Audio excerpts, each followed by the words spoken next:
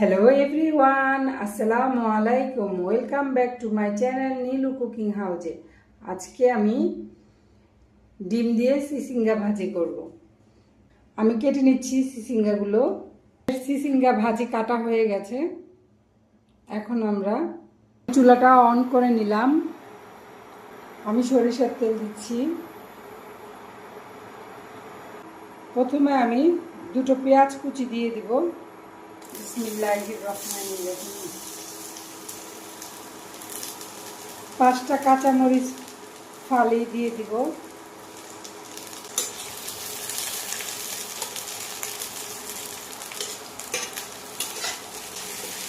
পেঁয়াজটা হালকা ভেজে আমরা তাতে লবণ আর হলুদ দিয়ে দিব। লবণ পরিমাণ মতো, হলুদ আধা চা চামচ, লবণ পরিমাণ মতো। আপনি যতটুকু সিসিঙ্গা নেবেন তার উপর নির্ভর করে লবণ নেবেন।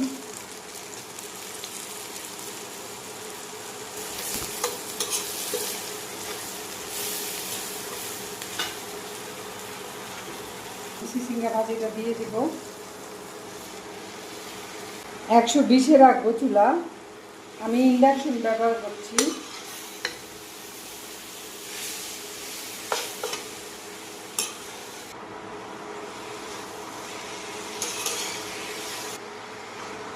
আমি ভাজিটা ঢেকে দিব।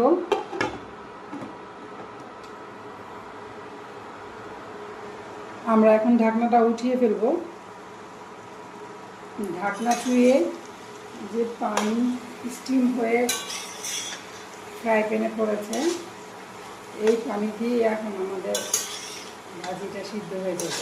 এই মুহূর্তে আর আমরা ঢাকনা দেব না, তাহলে সিসিঙ্গার কালারটা চেঞ্জ হয়ে যাবে, কালারটা সুন্দর থাকবে না। আমরা এখন দুটো ডিম ভেঙে দিব। ডিমগুলো আমি ধুয়ে নিয়েছি। এখন 120 দিয়ে দিব।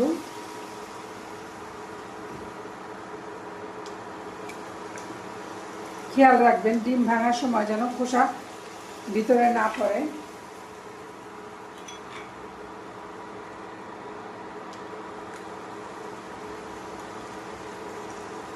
আমরা ডিমের উপর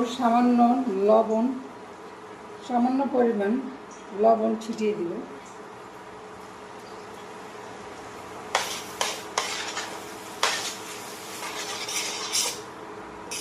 এবং সিসিঙ্গার সাথে মিশিয়ে দিব।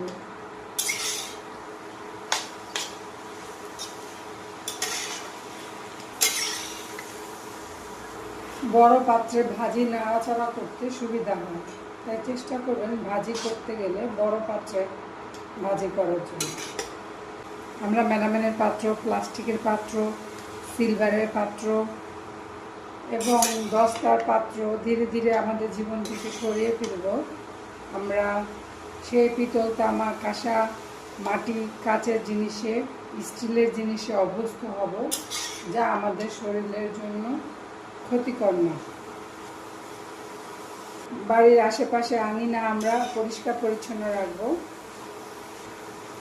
আর খেয়াল রাখবো কোথাও যেন 3 দিনের বেশি পানি জমে না থাকে।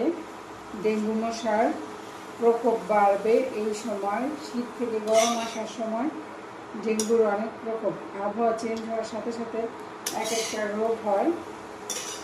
আল্লাহ আমাদের সবাইকে হেফাজত করুক সকল বালা মুসিবত থেকে, রোগ বালাই থেকে। কিছুটা ধনেপাতা দিয়ে নিয়েছি, এতে কালারটাও সুন্দর আসবে। ভাজিটা হয়ে গেছে, আমরা নামিয়ে ফেলব। ডিম দিয়ে সিসিঙ্গা ভাজি আমাদের তৈরি হয়ে গেছে। আমার রান্নাটি যদি আপনাদের ভালো লাগে তাহলে ভিডিওটিতে অবশ্যই একটি লাইক দিবেন এবং আমার চ্যানেলটিকে সাবস্ক্রাইব করে আমার চ্যানেলটির পাশেই থাকবেন। ধন্যবাদ সবাইকে। সবাই ভালো থাকবেন। আল্লাহ হাফেজ।